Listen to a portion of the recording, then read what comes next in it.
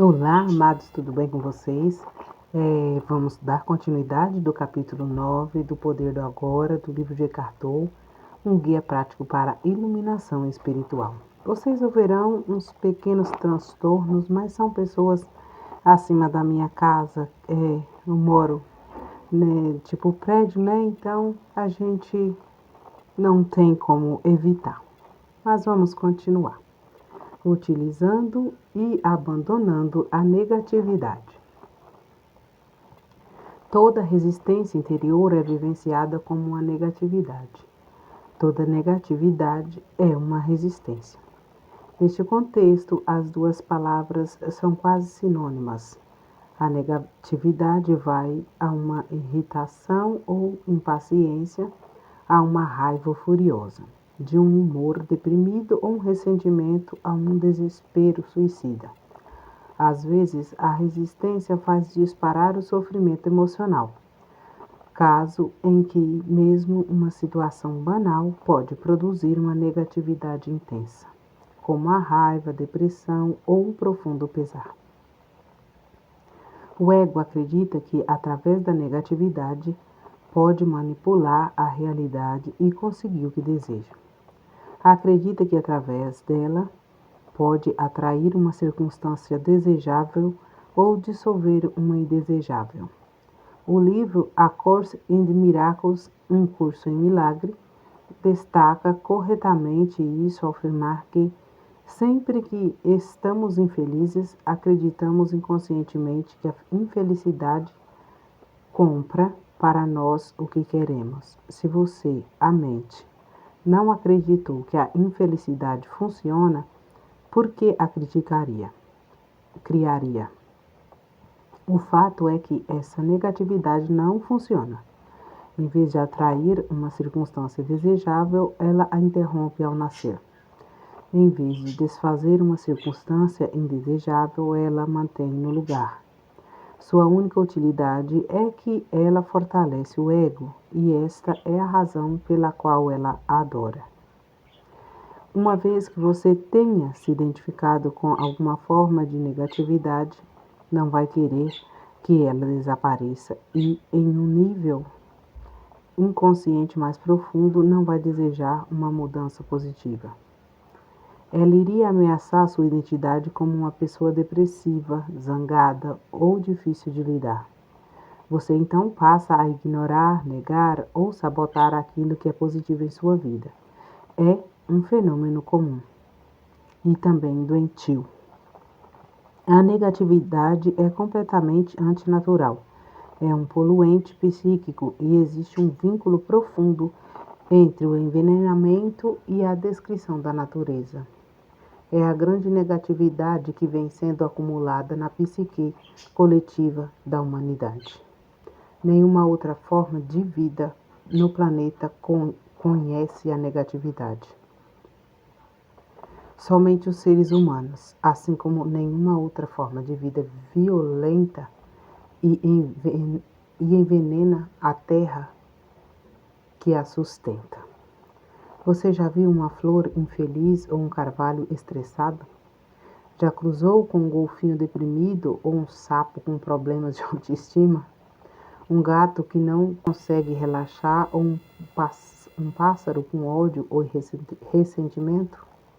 Os únicos animais que eventualmente vivenciam alguma coisa semelhante à negatividade ou mostram sinais de comportamento neurótico são os que vivem em contato íntimo com os seres humanos e, assim, se ligam à mente humana e à insanidade deles.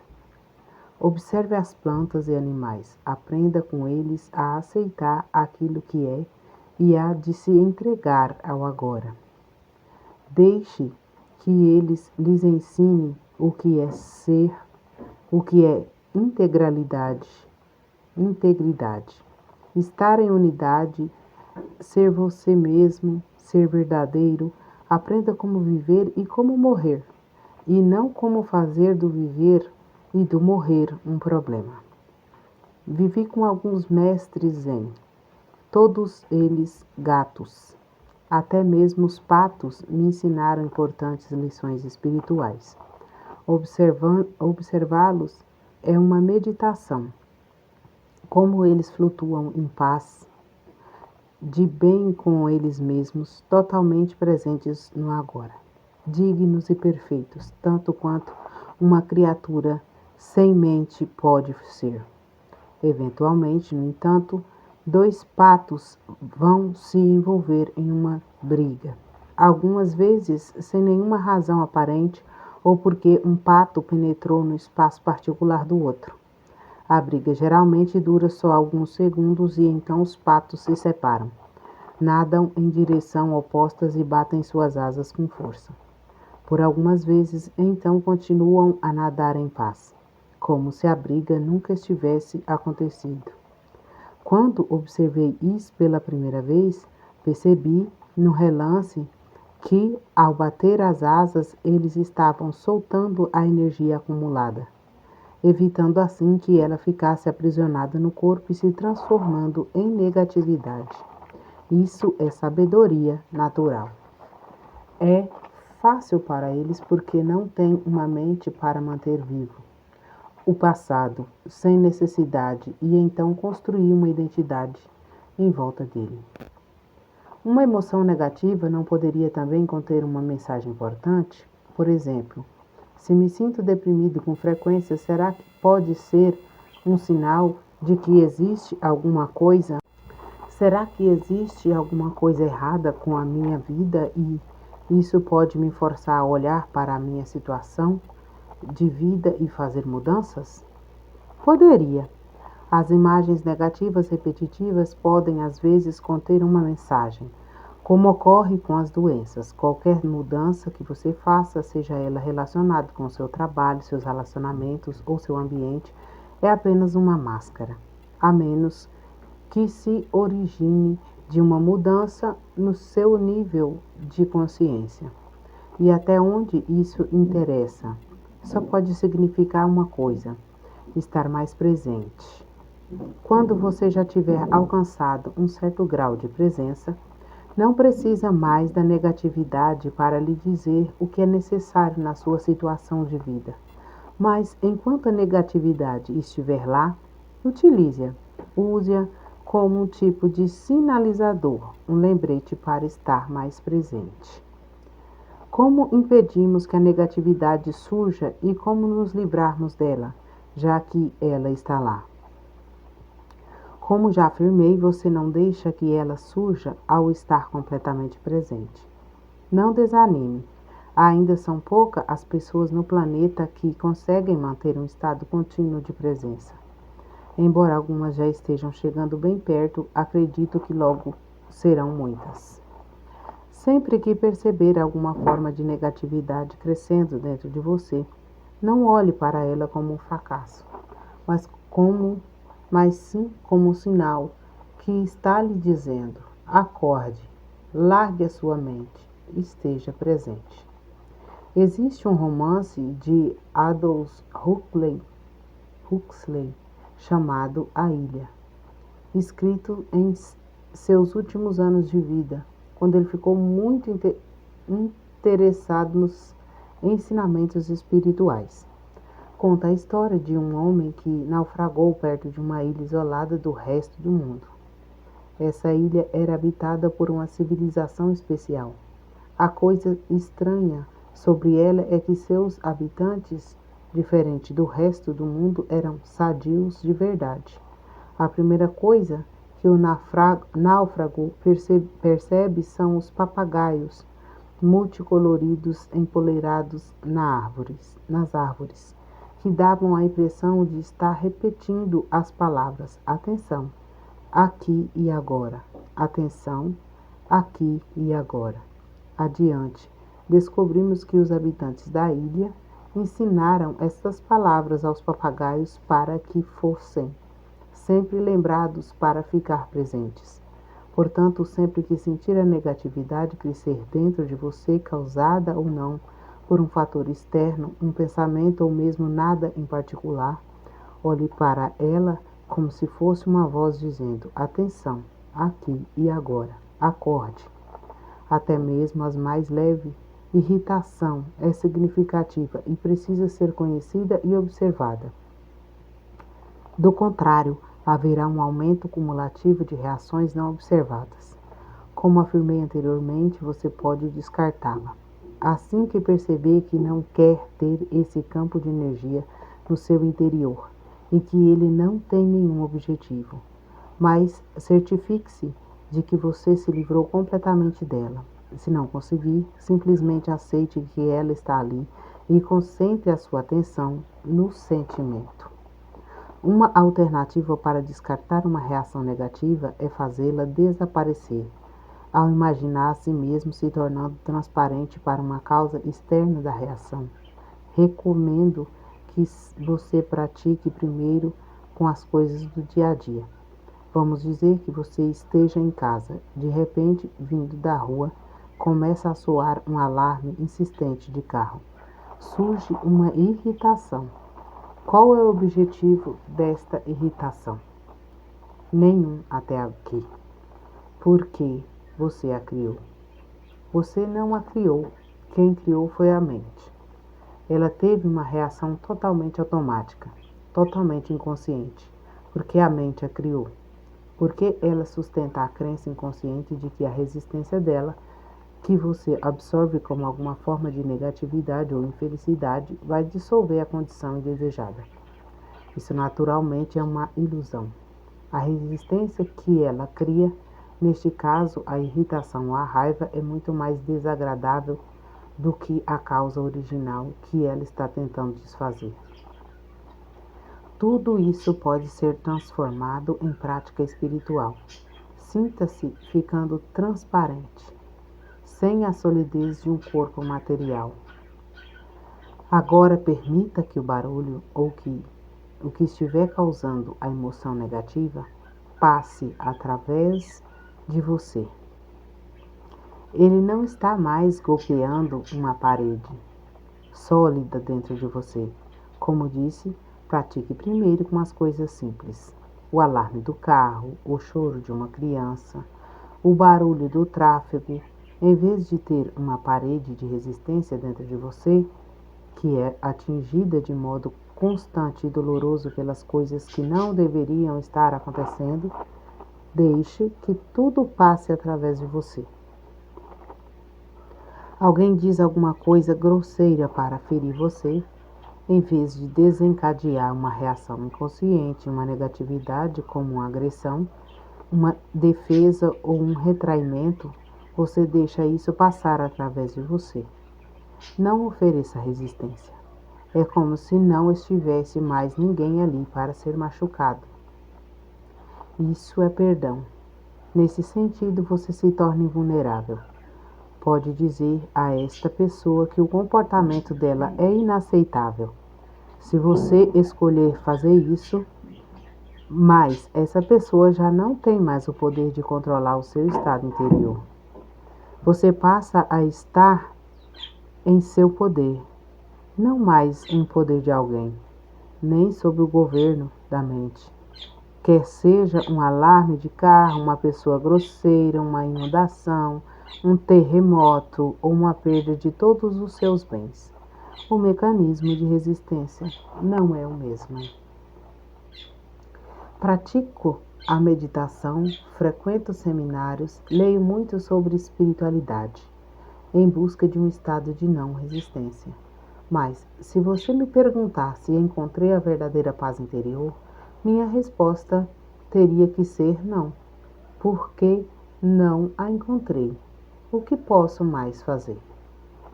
Você ainda está procurando lá fora e não consegue escapar do modo de busca. Talvez o próximo seminário lhe traga a resposta. Talvez aquela nova técnica diria a você: não busque a paz.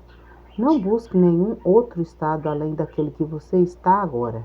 Do contrário, vai criar um conflito interno e uma resistência inconsciente. Perdoe a si mesmo por não estar em paz. No momento em que você aceitar completamente a sua intranquilidade, ela se transforma em paz. Qualquer coisa que você aceite completamente vai lhe levar até lá. Vai levar você até a paz. Este é um milagre da entrega. Você já deve ter ouvido a frase, dê a outra face, que um grande mestre da iluminação empregou há 2000 anos. Ele estava tentando transmitir simbolicamente o segredo de não resistência e da não reação. Nestas palavras, como em todas as que proferiu, ele estava preocupado apenas com a nossa realidade interior, não com a conduta externa da nossa vida. Você conhece a história de Bazan? Antes de se tornar um grande mestre zen, ele passou muitos anos perseguindo a iluminação, mas ela o iludia. Então, um dia, enquanto andava pelo mercado, ouviu uma conversa entre um açougueiro e seu freguês. Me dê o melhor pedaço de carne que você tem aí, diz o freguês. E o açougueiro respondeu, todo pedaço de carne que tenho é o melhor. Não há nenhum pedaço de carne aqui que não seja o melhor. Depois de ouvir isso, Bazan se tornou iluminado. Posso ver você esperando alguma explicação quando aceitamos o que é. Todo pedaço de carne, todo momento é o melhor. Isto é iluminação. Né, gente? O iluminação é o aqui e o agora. Se eu esperar para amanhã, para ser o melhor, se eu esperar para amanhã para realizar meu sonho, ou se eu voltar lá no passado para relembrar aquele fato, eu não estarei vivendo. Eu só posso viver aqui e agora. É o único espaço que eu posso melhorar. É o único espaço, tempo que eu posso fazer alguma coisa. É agora. Então, viver no passado e no futuro não é viver. E iluminação para mim diz sobre viver. Às vezes você está aqui, atravessa a vida inteira sem ter vivido. Minha mãe dizia muito que fulano não vive, vê os outros viver e vê a vida passar. Então, a iluminação é viver todas as oportunidades que o aqui e agora oferece. Nossa, que legal, né? Vamos continuar. A natureza da compaixão. Tendo ultrapassado as fronteiras construídas pela mente, você passa a ser como um lago profundo. Sua situação de vida é o que acontece no mundo exterior. São a superfície do lago, às vezes calmo, às vezes cheio de onda por causa do vento, conforme os períodos e as estações. Lá no fundo, porém, o lago é sempre sereno. Você é esse lago por inteiro, não apenas a superfície, e está em contato com a sua própria profundidade, que permanece absolutamente serena. Você não reage a uma mudança ou se apega mentalmente a qualquer situação. A sua paz interior não depende dela. Você se fixa no ser imutável, eterno e imortal, e não é mais dependente da satisfação ou da felicidade do mundo exterior, das formas constantemente flutuantes. Você pode desfrutá-las, brincar com elas, criar novas formas, apreciar a beleza de todas, mas não tem mais necessidade de se apegar a nenhuma delas. Quando você consegue se desprender desse jeito, quando você consegue se desprender desse jeito, não significa que também se distancia dos outros seres humanos. Pelo contrário, enquanto você não está consciente do ser, a realidade dos outros seres humanos vai causar uma ilusão, porque você ainda não encontrou a sua realidade. A mente vai gostar ou não da forma deles, não só do corpo, mas também da mente deles. O verdadeiro relacionamento só é possível quando existe uma consciência do ser. A partir do ser, você vai perceber o corpo e a mente da outra pessoa como se fosse uma tela, por trás da qual você pode sentir a verdadeira realidade deles. como você sente a sua. Assim, ao se confrontar com o sofrimento de outra pessoa ou com um comportamento inconsciente, você fica presente e em contato com o ser. Desse modo, é capaz de olhar além da forma e sentir o ser radiante e puro da outra pessoa. No nível do ser, todo sofrimento é visto como uma ilusão, uma consequência da identificação com a forma. Milagres de cura às vezes acontecem através da descoberta. Dessa descoberta, através do despertar da consciência do ser nos outros, se estiverem prontos. Isso é compaixão? Sim, a compaixão é a consciência de uma forte ligação entre você e todas as criaturas. Mas existem dois lados da compaixão, dois lados desta ligação. De um lado, como ainda estamos aqui como um corpo físico, partilhamos a vulnerabilidade e a mortalidade da nossa forma física, com todos os outros seres humanos e todos os seres vivos. Na próxima vez que disser, não tenho nada em comum com esta pessoa, lembre-se de que você tem muitas coisas em comum. Daqui a alguns anos, 2 ou 70, não faz muita diferença. Os dois terão corpos apodrecidos. Depois serão pó. Depois nada restará. Isto é uma percepção humilde e sensata que não deixa muito espaço para o orgulho. Isso é um pensamento negativo? Não, apenas um fato. Por que fechar os olhos para isso? Nesse sentido, há uma completa igualdade entre você e todas as criaturas. Uma das mais poderosas práticas espirituais é meditar profundamente sobre a mortalidade das formas físicas, inclusive a sua. Isso se chama morrer antes que você morra. Vá fundo nisso. A nossa forma física está se dissolvendo. É nada. Então surge um momento quando todas as formas mentais ou pensamentos também morrem. Mas você ainda está lá. A presença divina que você é, radiante, completamente consciente. Nada que é real morre de verdade. Somente os nomes, as formas e as ilusões. A realização dessa dimensão eterna, a nossa verdadeira natureza, é o outro lado da compaixão. Em um nível mais profundo, podemos reconhecer agora não só a nossa própria imortalidade, mas também a de todas as outras criaturas. No nível da forma, compartilhamos a mortalidade e a precariedade da existência.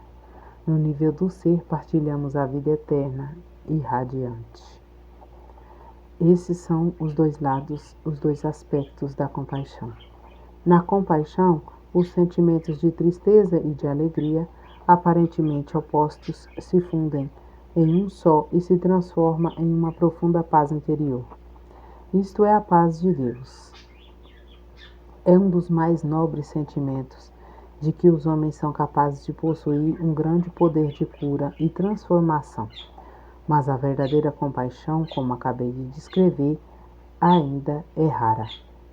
Tem uma profunda empatia pelo sofrimento de um outro que exige um alto nível de consciência, mas representa apenas um lado da compaixão, não é completo. A verdadeira compaixão vai além da empatia e da simpatia. Não acontece até que a tristeza se misture com a alegria, e a alegria do ser além da forma, a alegria da vida eterna. Em direção a uma ordem de realidade diferente.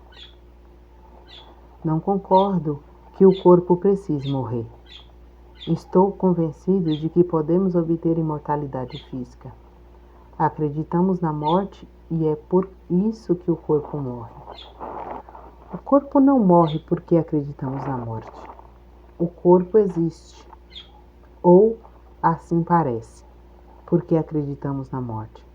O corpo e a morte são partes da mesma ilusão, criada pelo modo egóico da consciência, que não tem percepção da fonte da vida e a ver si mesmo como uma coisa separada e sob constante ameaça. Assim, cria a ilusão de que somos um corpo, um veículo físico e sólido, que está sob uma constante ameaça. A ilusão está em percebermos a nós mesmos como um corpo vulnerável, que nasce e pouco depois morre. Corpo e morte. Uma ilusão. Um não existe sem o outro. Queremos manter um lado da ilusão e nos livrarmos do outro. Mas isso é impossível. Entretanto, você não pode escapar do corpo. Nem tem de fazer isso. O corpo é uma percepção incrivelmente distorcida da nossa verdadeira natureza. Mas a nossa natureza verdadeira está disfarçada em algum lugar dentro da ilusão. Não do lado de fora, portanto, o corpo ainda é o único e ponto de acesso a ela. Se você não vê um anjo, mas o confunde com uma estátua de pedra, tudo o que deve precisar fazer é adaptar a sua visão e olhar mais de perto para a estátua de pedra. E não olhar para o outro lado. Você então percebe que aquilo nunca foi uma estátua de pedra. Se a crença na morte cria o corpo, por que um animal tem corpo? Um animal não tem um ego e não acredita na morte. Mas ele morre, ou parece que morre. Lembre-se de que a nossa percepção do mundo é um reflexo do nosso estado de consciência. Não estamos separados dele e não há um mundo objetivo fora dele. A cada momento, a nossa consciência cria um mundo em que habitamos. Um dos maiores insights que a física moderna teve foi a unidade entre o observador e o observado, a pessoa que conduz a experiência. A consciência observadora não pode ser separada dos fenômenos observados. E uma nova maneira de olhar leva os fenômenos observados a se comportarem de maneira diferente. Se você acredita na separação e na luta pela sobrevivência, vê essa crença refletida à sua volta e as suas percepções acabam sendo governadas pelo medo. Você vive num estado de morte, lutas uns atacando e matando os outros. Nada é o que parece ser. O mundo que você criou e vê através da mente pode parecer um lugar bem imperfeito, até mesmo um vale de lágrimas. Mas o que quer que você perceba é somente uma espécie de símbolo, como uma imagem ou um sonho. É o jeito pelo qual a sua consciência interpreta e interage com a dança de energia molecular do universo. Essa energia é o material bruto da assim chamada realidade física. Você a vê em termos de corpos e de nascimento e morte, ou como a luta pela sobrevivência. Existe um número infinito de interpretações diferentes, de mundos completamente diferentes, tudo dependendo do que a consciência percebe. Cada ser é um ponto focal da consciência e cada ponto focal cria o próprio mundo. Embora todos estes mundos se interliguem, existe um mundo humano, um mundo das formigas, um mundo dos golfinhos, etc. Existem incontáveis seres cuja frequência de consciência é tão diferente da nossa que provavelmente não temos consciência da existência deles, assim como eles não têm da nossa. Seres altamente conscientes da ligação que mantêm com a fonte habitam um mundo que para nós parecia um domínio celeste. Mas ainda assim, todos os mundos são basicamente um só. No momento em que a consciência humana coletiva tiver se transformado, a natureza e o reino animal irão refletir essa transformação. Aqui está a afirmação da Bíblia de que no futuro o leão vai se deitar ao lado da ovelha. Isso aponta para a possibilidade de um ordenamento da realidade completamente diferente. O mundo tal qual se apresenta para nós é uma grande parte de um reflexo da mente, sendo o medo uma consequência inevitável da ilusão criada pelo ego. É um mundo dominado pelo medo, assim como as imagens e os sonhos são símbolos dos estados interiores e dos sentimentos. Assim, a nossa realidade coletiva é uma expressão simbólica do medo e das pesadas camadas de negatividade, até agora acumuladas na psique coletiva humana. Não estamos separados do nosso mundo, então, quando a maioria dos humanos se tornam livres da ilusão egóica, essa mudança interior vai afetar toda a criação. Vamos literalmente viver em um mundo novo e uma mudança de consciência do planeta. O estranho ensinamento budista que toda árvore e toda folha de grama irão finalmente se tornar iluminadas aponta para a mesma verdade. De acordo com São Paulo, toda a criação está à espera de que o homem obtenha a iluminação. É assim que interpreto suas palavras. A criação aguarda com impaciência a revelação dos filhos de Deus. São Paulo diz que todo o universo vai se redimir através disso, ao escrever: sabemos com efeito que a criação inteira geme, ainda agora, com as dores do parto. O que está nascendo é uma nova consciência e um reflexo inevitável, um mundo novo. Isso também está relatado no livro das Revelações do Novo Testamento. Vi então um novo céu e uma nova terra, porque o primeiro céu e a primeira terra desaparecerão. Mas não confunda causa e efeito. Nossa primeira tarefa não é buscar a salvação através da criação de um mundo melhor, mas sim despertar da nossa identificação com a forma.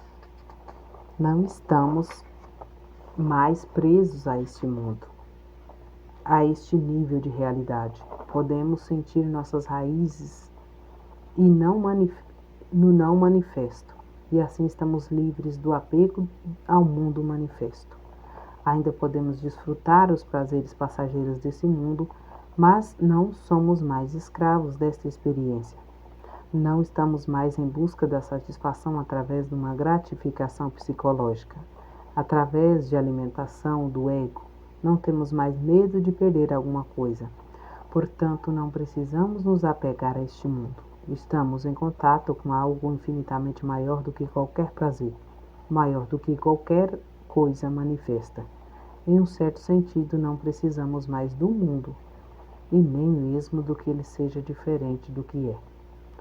É neste ponto que você começa a dar uma contribuição real para criar um mundo melhor, uma nova realidade, e neste ponto que você se torna capaz de sentir a verdadeira compaixão e de ajudar os outros. Somente aqueles que transcenderam o mundo conseguem criar um mundo melhor. Você deve lembrar de que já falamos sobre a dualidade da verdadeira compaixão, que é a percepção de uma ligação tanto com a mortalidade quanto a imortalidade. Neste nível profundo, a compaixão se torna um remédio no sentido mais amplo. Neste estado, a sua influência curativa se baseia não no fazer, mas no ser. Todas as pessoas com quem você mantiver contato serão tocadas pela sua presença e afetadas pela paz que você emana, quer elas estejam conscientes ou não. Quando estiver inteiramente presente, as pessoas à sua volta tiverem em um comportamento inconsciente, você não vai sentir necessidade de reagir.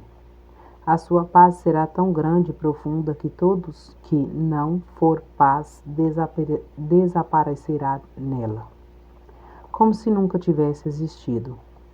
Isso quebra o ciclo kármico de ação e reação. Os animais, as árvores, as flores vão sentir a sua paz e reagir a ela. Você ensinará através do ser, através da demonstração da paz de Deus. Você passará a ser a luz do mundo, uma emanação da pura consciência, e assim eliminará a causa do sofrimento. Você eliminará a inconsciência do mundo. Isso não significa que você não possa também ensinar através da ação. Por exemplo, ao apontar como desidentificar da mente, reconhecer padrões inconscientes no interior de alguém, etc. Mas quem você é será sempre o ensinamento transformador do mundo, mais vital e mais poderoso do que o que você disser, e até mais essencial do que você fizer. Além disso, reconhecer a primazia do ser é assim trabalhar no nível da causa. Não exclui a possibilidade de que a compaixão possa simultaneamente se manifestar no nível da ação e do efeito. Ao aliviar o sofrimento, sempre que você o encontrar, quando alguém faminto lhe pedir pão e você tiver, você vai dar. Mas ao dar o pão, mesmo que o seu contato seja muito breve, o mais importante será esse momento do ser partilhado, do qual o pão é apenas um símbolo. Uma cura profunda se instala internamente. Neste momento, não há doador nem receptor. Como podemos criar um mundo melhor sem acabar primeiro com os grandes males, com a fome e a violência?